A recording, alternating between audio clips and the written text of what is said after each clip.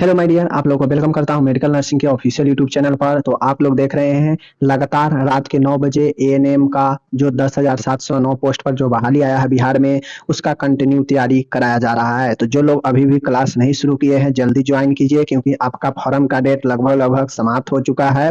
तो ऐसे में आप लोग जरूर जो है पढ़ना शुरू कर दीजिए। नहीं पढ़िएगा, आपके पास बहुत कम समय है, क्योंकि पहले से सब चीज तैयारी हो चुका है। सीधा एडमिट कार्ड जारी किया जाएगा, आपके एग्जाम लिए जाएंगे। मुश्किल से 2-3 महीना समय मिलेगा, तो इसी महीना में 2-3 महीना में आपको अच्छे से पढ़ना है।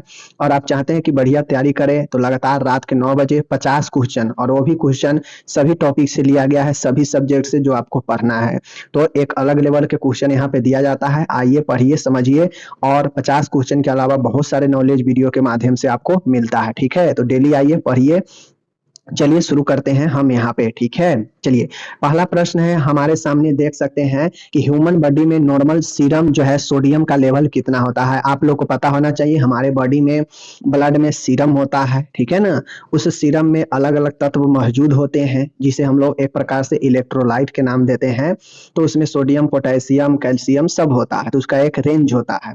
तो हमारे बॉडी में जो सोडियम का लेवल होना चाहिए वह कितना होना चाहिए, तो वह 135 से लेके 145 मिली इक्विवेलेंट पर लीटर होता है। ठीक है, इस चीज को ध्यान में रखिएगा, इतना सोडियम का लेवल होता है। ओके, आगे चलते हैं हम लोग। दूसरा प्रश्न है, बहुत शानदार प्रश्न है यहाँ पे, कि ह्यूमन बॉडी में नॉर्मल सीरम पोटेशियम लेवल कितना होता है। वो था सोडियम का लेवल, यहाँ पे पोटेशियम का लेवल है। तो पोटेशियम लेवल 8 से 10, 3.5 से 5.1, 8, 8.6 से 10.5, 3.0 से 4.5, इनमें से क्या होता है। तो my dear, option number B 3.5 से लेकर 5.2 या कहीं कहीं 1 दिया रहता है। ठीक है, तो यही आंसर, और मिली इक्विवेलेंट पर लीटर होता है। ठीक है, ये याद रखिएगा, बहुत इंपॉर्टेंट प्रश्न है, यही सब पूछता है। ठीक है, तीसरा नंबर का प्रश्न है, बहुत शानदार है। निम्न में से इन्फेरियर वर्टेब्रा कौन सा है। जो वर्टेब्रा जो कशेरुक होता है वह कौन सा है जो इन्फेरियर होता है।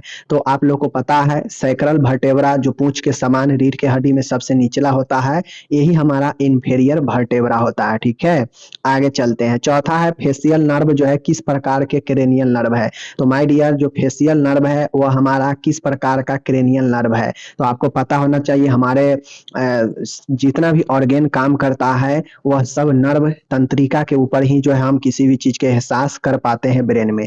तो फेसियल नर्व जो होता है वह हमारा मिक्स जो है क्रेनियल नर्व है। ठीक है, यानी वह सेंसरी भी है, मोटर भी है, इसलिए जो है इसमें मिक्स जो है इसे कहा गया है। ठीक है, पांचवा नंबर का है, कहता है छठे नंबर का जो है क्रेनियल नर्व कौन सा है। छठे नंबर का सीएन कौन सा है।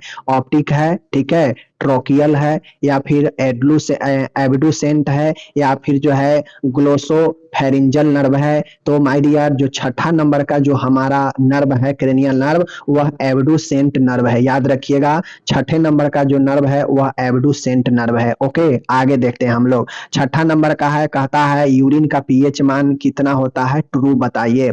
इसका पीएच हल्का अम्लीय होता है, इसका पीएच हल्का क्षारीय होता है, कभी अम्लीय कभी क्षारीय होता है, कुछ नहीं कहा जा सकता है। तो आप लोग को मैं बता चुका हूं इससे पहले के वीडियो में कि जो पीएच मान होता है लगभग जो है आपको 6.8 के आसपास जो है यूरिन का पीएच मान होता है। तो 7 से कम है तो हल्का अम्लीय होगा। ठीक है, चलिए। सातवां है, कहता है कि निम्न में से कौन सा ग्रॉस रूट जो है लेवल वर्कर नहीं है। कहता है ग्रॉस रूट लेवल वर्कर कौन सा है, मतलब कौन सा इसमें है जो रूट लेवल वर्कर नहीं, मतलब एक जड़ के तहत एक मूल जड़ कार्यकर्ता के रूप में कौन सा नहीं है। आंगनबाड़ी कार्यकर्ता यह नहीं है। ठीक है, यह है, यह ग्रोथ रूट में है, यह गांव के लेवल पर काम करता है। आशा भी जो है एकदम जड़ लेवल पर है। ग्राम स्वास्थ्य मार्गदर्शक, यह भी एकदम जड़ जो है स्वास्थ्य के एकदम जड़ जो है। ठीक है, लेकिन जो हमारा ये स्वास्थ्य सहायक होता है, हेल्थ असिस्टेंट, यह जो है आपको ना गांव में ना मुहल्ला में मिलेगा, यह जो है मूल रूट में नहीं आता है। तो इसलिए हमारा ऑप्शन डी सही हो जाएगा। बाकी देखिएगा, आंगनबाड़ी हो, आशा हो, ग्राम स्वास्थ्य मार्गदर्शक हो, यह सब मोहल्ले मोहल्ले गांव गांव में काम करती है। ठीक है, 8वां नंबर का है पीएचसी का प्रबंध यानी प्राइमरी हेल्थ सेंटर का जो मैनेजमेंट का काम होता है कौन देखरेख करता है, ANM, nurse grade 1, medical officer, PMO, ERT. तो आपको पता होना चाहिए पीएचसी जो होता है वहां पे पीएचसी का प्रभारी एक एमओ ही होता है, ठीक है ना, एमओ ही। अगर आपसे पीएचसी का स्टाफ पैटर्न पूछेगा तो पीएचसी पर कुल 15 स्टाफ का पैटर्न होता है। अगर सीएचसी से आपको स्टाफ पैटर्न पूछेगा तो यहाँ पे 25 स्टाफ पैटर्न होते हैं, ठीक है, तो ये याद रखिएगा। ओके, इस प्रकार के आपको नॉलेज भरा पॉइंट मिलता रहता है, वीडियो देखते हैं तो। कहता है एफएचएसएस प्रोग्राम का संबंध है, कहता है एफएचएसएस प्रोग्राम का संबंध किससे है, एडोलेसेंट हेल्थ से, मैटरनल हेल्थ से, एडिक्शन रोकथाम, इम्यूनाइजेशन सर्विस से। तो एएफएचएस प्रोग्राम जो है यह एडोलेसेंट से रिलेटेड है, इसको याद रखिएगा। ओके, कोई दिक्कत नहीं, आगे चलते हैं। 10वां नंबर है, कहता है what is the full form of FAFHS. जो ऊपर अभी आप देखे ना कि यह किससे रिलेटेड है, तो यहाँ पे देख लीजिए यह जो है फुल फॉर्म आपको बताना है। तो एएफएचएस का फुल फॉर्म होता है A for adolescent, A for friendly, H for health और S for service. A for adolescent, A for friendly, H for health और एस फॉर सर्विसेज। ये याद रखिएगा, बहुत इंपॉर्टेंट है, ठीक है, इसीलिए वहां पे एडोलेसेंट हेल्थ से रिलेटेड एएफएचएस दिया गया था। ओके ना, आगे चलते हैं। 11 नंबर का प्रश्न बहुत शानदार प्रश्न है कि निम्न में से कौन सा सेंटेंस सही है, मतलब कौन सा वाक्य इसमें सही है। व्यक्ति का फिजिकल एंड मेंटल डेवलपमेंट पर्यावरण पर काफी हद तक निर्भर करता है, बिल्कुल सही बातें हैं। वायु में प्रदूषण की उपस्थिति स्वास्थ्य के लिए हानिकारक होती है, बिल्कुल सही बात है। मनुष्य के फिजिकल एंड मेंटल डेवलपमेंट हेतु पर्यावरण का पोल्यूशन फ्री होना जरूरी है, यह भी बात सही है। तो इस प्रकार से सभी सही है, इसलिए डी आंसर हो जाएगा, ठीक है। देखिए कथन वाला भी हम लाते हैं क्वेश्चन इसी के लिए, ताकि आपको कथन वाला क्वेश्चन को सोचना पड़ता है, जिससे आपके अंदर विकास होगा। निम्न में से सेफ वाटर की विशेषता मतलब सुरक्षित जल का क्या विशेषता है, इसमें पैथोजन अनुपस्थित होते हैं, बिल्कुल सही है। पैथोजन मतलब जो रोग उत्पन्न कर सकता है। यह हार्मफुल केमिकल रहित होता है, मतलब यह जो है केमिकल फ्री होता है, इसमें केमिकल नहीं होता है, ये भी सही है। यह मशीन जो है यह ऑडोर लेस होता है, मतलब यह मशीन जो है इसमें मशीन से प्यूरिफायर नहीं होता है, इसलिए उपरोक्त सभी होता है, इसलिए ऑप्शन नंबर डी यानी एक सेफ जल में यह सब जो है होते हैं, सही बातें हैं। आगे है 13 नंबर का प्रश्न, बहुत शानदार है कि निम्न में से जल का यूज है पीने में, कृषि कार्य है तो उद्योगों में। तो जल का तो काम सभी में है, उद्योग में भी, कृषि में भी, पीने में भी, ठीक है, डी सही है। 14 है निम्न में से पर्यावरण के बायोलॉजिकल कंपोनेंट में शामिल है। बायोलॉजिकल मतलब जैविक घटक कौन सा है पर्यावरण का, पेड़ पौधे, सूक्ष्म जीव, पशु आदि, बिल्कुल सही है, पर्यावरण का यह घटक है। बी नंबर है जल, वायु, मृदा, इमारतें, कल कारखाने आदि, ठीक है, नहीं कल कारखाने ये सब नहीं होता है पर्यावरण में, पर्यावरण को यह दूषित करता है, बायोलॉजिकल कारक नहीं है। सामाजिक परंपराएं, रीति रिवाज, रूढ़िवादी, ये भी गलत है, ठीक है। धुआं, धूल, धुआं आदि गैसें, यह सब भी जो है पर्यावरण को प्रभावित करता है, लेकिन ऊपरा वाला ठीक था। पेड़ पौधे, सूक्ष्म जीव, पशु, ये सब तो पर्यावरण में होते ही हैं, इनके बिना न पर्यावरण है और पर्यावरण के बिना ये नहीं है, ठीक है, इसलिए सही है। 15 नंबर है निम्न में से एआरटी विधि है। एआरटी क्या विधि है आपको पता होना चाहिए, artificial uterine insemination, in vitro fertilisation and embryo transfer, gamete intra fallopian transfer, उपरोक्त में से सभी। तो एआरटी जो विधि है इनमें से सभी है, यह खासकर जो है आपको मैटरनल हेल्थ से रिलेटेड है, जो व्यक्ति को एक महिला में एआरटी विधि उपरोक्त में से सभी के लिए है, ठीक है। चलिए आगे देखते हैं। 16 निम्न में से नर युग्मक क्या है, मतलब नर का जो है इसमें से युग्मक कौन सा है। सीमेन, ये बीज, यह भी नर में पाया जाता है। नर मतलब क्या होता है, पुरुष, सीमेन पुरुष में होता है, शुक्राणु भी पुरुष में होता है, ठीक है। फर्टिलाइजेशन, जाइगोट और स्पर्म, ठीक है। तो माय डियर आपको पता होना चाहिए नर का जो युग्मक है जिसके द्वारा बच्चा जो है पैदा हो सकता है, तो वह स्पर्म शुक्राणु होता है। अगर सीमेन है उसमें स्पर्म के काउंट कम जाता है तो बच्चा नहीं होगा, ठीक है। तो स्पर्म जरूरी होता है युग्मनज के लिए, ठीक है। 17 है निम्न में से शुक्राणु किस पदार्थ में पाए जाते हैं, सीमेन में, बाइल में, मेंस्ट्रुएशन फ्लूइड में, ऑल ऑफ द अबव। तो आपको पता होना चाहिए, अभी बताए हैं कि बीड में ही जो है स्पर्म होते हैं, स्पर्म काउंट इसी सीमेन एनालिसिस के जरिए होता है, तो सीमेन में होता है, ठीक है। 18 है एपिमिनोरिया, ठीक है। एपिमेनोरिया का क्या अर्थ है? इंडोमेट्रियम की मासिक क्षति होने के बाद भी मेंस्ट्रुएशन ब्लड का बाहर की ओर नहीं आना, किसी ज्ञात एनाटॉमिकल या ऑर्गेनिक पैथोलॉजी की अनुपस्थिति में भी यूट्रस से एब्डोमिनल ब्लीडिंग होना। ओके, मासिक धर्म का अस्थायी रूप से बंद हो जाना, मासिक चक्र की अवधि का 28 से 30 दिन से घटकर 21 दिन या इससे कम हो जाना। तो ऑप्शन नंबर डी ही सही है। एपिमेनोरिया का मतलब होता है, देख लीजिए, एपिमेनोरिया का मतलब होता है कि सामान्य से मासिक धर्म का जो समय है घट जाना। जैसे 28 से 30 दिन माना जाता है इस बीच में, लेकिन यह घट के 21 दिन या इससे भी कम हो जाएगा तो एपिमेनोरिया कहते हैं। ठीक है, ओके। 19 है, टेस्टिस का इन्फ्लामेशन क्या कहलाता है? माय डियर, वृषण का इन्फ्लामेशन प्रदाह क्या कहलाता है? ऑर्काइटिस कहलाता है, याद रखिएगा। वृषण जो कि पुरुष में होता है। ठीक है। 20 नंबर है, सीमेन में स्पर्म की अनुपस्थिति क्या कहलाता है? मतलब सीमेन जो है बीज में अगर स्पर्म अगर नहीं है, अनुपस्थिति है, तो क्या कहलाता है? और पहले समझ लीजिए, सीमेन में अगर स्पर्म नहीं है तो बच्चा पैदा नहीं हो सकता है। तो इसी को, सीमेन में अगर स्पर्म उपस्थित नहीं है तो उसको क्या कहते हैं मेडिकल भाषा में? क्रिप्टोकिडिज्म कहते हैं, ऑर्काइटिस कहते हैं, एजुस्पर्मिया कहते हैं। तो माय डियर, सीमेन में अगर स्पर्म नहीं है तो उसे एजुस्पर्मिया कहते हैं, याद रखिएगा, एजुस्पर्मिया। ठीक है। 21 नंबर है, निम्न में से मादा युग्मक है। मादा युग्मक मतलब फीमेल का युग्मक कौन सा है जिसके द्वारा बच्चा जो है पैदा हो सकता है? ठीक है। Sperm, ovum, fertilisation, embryo. तो अंडा, अंडा जो है बनता है, अंडाशय से अंडा निकलता है और यह वेट करता है मेल के जो है स्पर्म का। तो अंडा जो है फीमेल का यह युग्मनज के रूप में है जो बच्चे के लिए निषेचन के लिए इंतजार करता है। ठीक है। 22 नंबर है, वेजिनल। यहाँ पे देख लीजिए, बहुत शानदार प्रश्न है। कहता है कि वेजाइनल ट्राइकोमेनियास के कारण क्या है? ठीक है।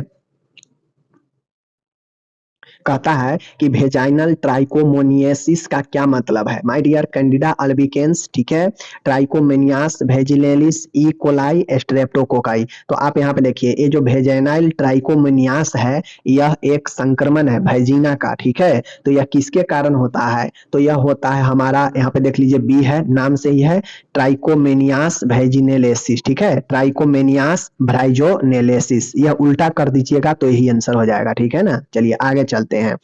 आगे है 23 नंबर, निम्न में से मोनीलियासिस का क्या कारण है? आप लोगों को बता दें कि मोनीलियासिस को हम लोग ओरल थरस भी कहते हैं। क्या कहते हैं? ओरल थरस, मुखपाक जो बच्चे में होता है। तो मोनीलियासिस को दूसरा नाम ओरल थरस होता है और इसके होने का कारण होता है कैंडिडा अल्बिकेंस। ठीक है, क्या होता है?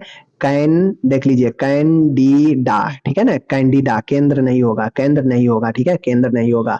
Candida albicans is the right answer for moniliasis या ओरल थ्रस। 24 नंबर का है, कहता है जाइगोट से बेलास्ट्रोम बनने की प्रक्रिया किस प्रकार का सेल डिवीजन द्वारा होता है? माय डियर, जो जाइगोट होता है युग्मनज, इससे बेलास्टोमेयर बनने की प्रक्रिया, बेलास्टोमेयर बनने की प्रक्रिया किस प्रकार का सेल डिवीजन द्वारा होता है? समसूत्री, अर्धसूत्री, समसूत्री या अर्धसूत्री। इस दौरान किसी भी प्रकार का विभाजन नहीं होता है। तो माय डियर, जब एक से दूसरे रूप बनता है तो सेल डिवीजन तो होगा ही। तो जाइगोट से ब्लास्टोमेयर बनने को समसूत्री विभाजन होता है। ठीक है।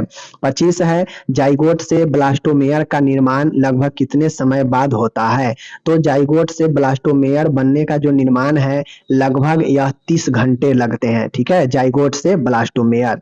26 नंबर है, जाइगोट से मोरूला बनने में लगभग कितना समय लगता है? याद रखिएगा, ब्लास्टोमेयर हो, मोरूला हो, यह जाइगोट से बनता है। तो जाइगोट से अगर ब्लास्टोमेयर बनेगा तो 30 घंटा और जाइगोट से अगर मोरूला बनेगा तो इसके लिए लगभग 96 घंटा। ठीक है ना, समझ सकते हैं, 4 दिन। 27 नंबर है, फीटल डेवलपमेंट के दौरान बनने वाली स्ट्रक्चर का सही क्रम क्या है? मतलब जब भ्रूण का विकास होता है तो उस दौरान जो स्ट्रक्चर होता है, कैसे स्ट्रक्चर आगे बढ़ता है? ए नंबर है, युग्मनज, ब्लास्टोमियर्स, मोडालोसिस्ट। ठीक है, ब्लास्टोमियर अभी ऊपर देखें, युग्मनज, ब्लास्टोसिस्टमला, ब्लास्टोमियर्स, युग्मनज, मोडुला, ब्लास्टोसिस्ट, ब्लास्टोमियर्स, युग्मनज, पास्टोसिस्ट और ब्लास्टोमियर्स, मोरुला। तो यहाँ पे स्पष्ट रूप से देखिए, युग्मनज है, ब्लास्टोमियर्स है और मोडला एस्टोसिस्ट है। आप पढ़े हैं कि युग्मनज से ब्लास्टोमियर बनने में 30 घंटा और युग्मनज से मोडालोसिस बनने में जो है 96 घंटा। तो इससे भी समझ सकते हैं युग्मनज है, ब्लास्टोमेयर है और फिर मोडला एस्टोसिस्ट है। ठीक है, समझ गए। चलिए आगे चलते हैं। 28 है, कहता है डेसडुआ का संबंध किससे। देखिए ये सब जो पढ़ा रहे हैं ये आपके मिडवाइफरी का है, ठीक है ना, मिडवाइफरी का, तो आप लोग ध्यान में दीजिएगा चूंकि आपके मिडवाइफरी भी पढ़ना है एएनएम सेकेंड ईयर में, तो उसी से रिलेटेड है। देखिए डेसुडा, ठीक है ना, डेसुडिया का संबंध किससे है। यूट्रस का पेरीमेट्रियम लेयर से, यूट्रस मायोमेट्रियम लेयर से, यूट्रस का एंडोकार्डियम लेयर से। गलत है, एंडोकार्डियम तो हृदय का होता है। यूट्रस ऑफ एंडोमेट्रियम लेयर से। तो माय डियर जो डेसुडा होता है जो एक झिल्ली के रूप में ऊतक का बना होता है, यह यूट्रस का आंतरिक लेयर होता है। ठीक है, इसी से संबंध होता है डेसुडा का, समझ गए।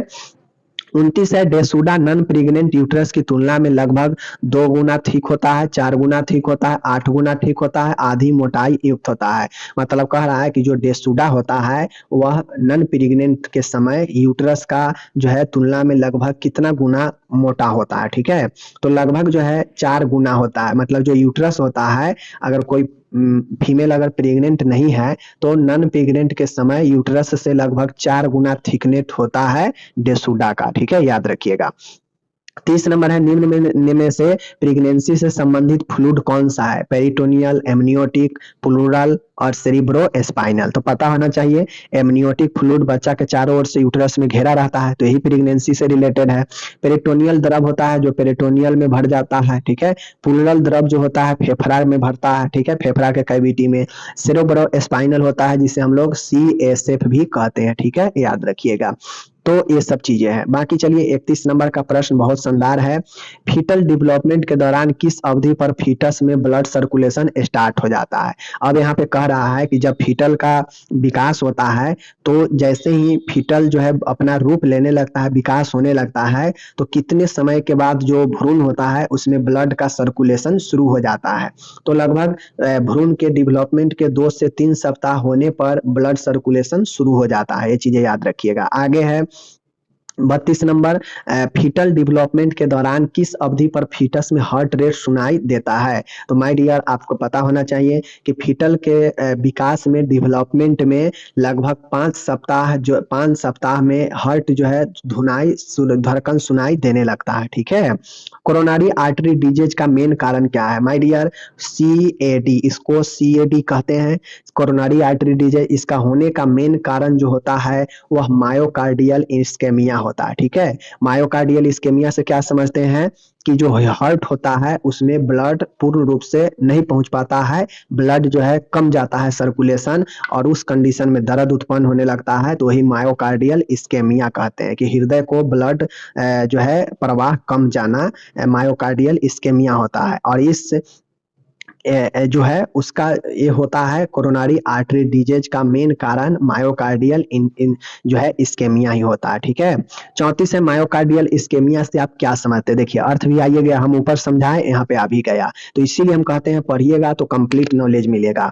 मायोकार्डियम की जन्मजात उपस्थिति, मायोकार्डियम को इन्फ्लामेशन, मायोकार्डियल टिश्यू का इनएडुकेट ब्लड सप्लाई, और मायोकार्डियल की साइज की बढ़ जाना। तो वही है मायोकार्डियल टिश्यू का इनएडुकेट ब्लड सप्लाई, वही है कि ब्लड सप्लाई कम जाता है या रुक जाता है। मायोकार्डियल टिश्यू यानी हृदय के मध्य परत में ब्लड सप्लाई नहीं हो पाता है, जिससे हम इस्केमिया भी कहते हैं। ठीक है, 35 है, निम्न में से क्रॉनिक नॉन कम्युनिकेबल डिजीज क्या है। क्रॉनिक, क्रॉनिक मतलब होता है लंबे समय की बीमारी, जो नॉन कम्युनिकेबल है, कैंसर, डायबिटीज, हाइपरटेंशन। तो इसमें से सभी रोग जो है लंबे समय का है, लेकिन यह सब के सब जो है नॉन कम्युनिकेबल है, मतलब संचारित नहीं है कि एक से दूसरे में संचार कर जाएगा, ट्रांसपरेट हो जाएगा। ठीक है, 36 है, निम्न में से कोरोनरी आर्टरी डिजीज का रिस्क फैक्टर नहीं है। मतलब इनमें से कौन सा ऐसा कारक है जो रिस्क नहीं है कोरोनरी आर्टरी डिजीज के लिए। डिक्रीज कोलेस्ट्रॉल लेवल, यह तो बिल्कुल नहीं है, क्योंकि कोरोनरी आर्टरी वाला डिजीज वाले पेशेंट को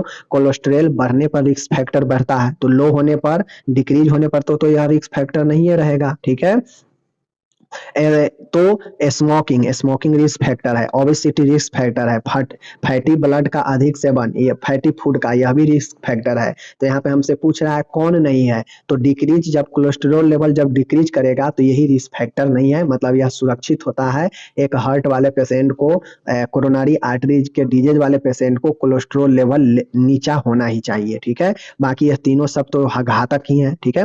37 नंबर देखिएगा, बहुत शानदार है। निम्न में से nervous system related non communicable, मतलब इनमें से कौन सा नर्वस सिस्टम का प्रॉब्लम है जो नॉन कम्युनिकेबल है? सीएडी, सीबीए, डायबिटीज मेलाइटिस और अस्थमा।